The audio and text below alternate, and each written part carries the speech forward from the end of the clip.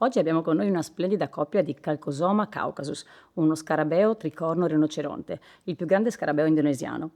È una coppia interessante perché fa vedere un dimorfismo sessuale spiccato tra maschio e femmina. Infatti, come potete osservare, il maschio ha queste 3 corna che utilizza per combattere contro altri maschi. La femmina invece è più piccola, non ha alcuna escrescenza e spesso sta sottoterra, infatti si fa vedere solo molto raramente. Invece il maschio è facile osservarlo di giorno mentre si nutre di frutta o di linfa delle piante. Stiamo assistendo a un corteggiamento. Io credo che stia tentando un accoppiamento che potrebbe andare a buon fine.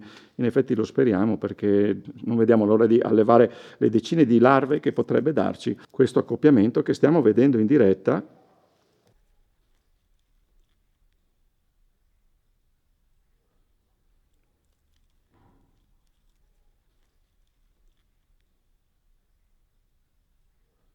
Ciao da Emanuele e Francesco, questi sono gli sciottini di X vs Y, tutto quello che non sapevate di voler sapere sulla scienza della riproduzione.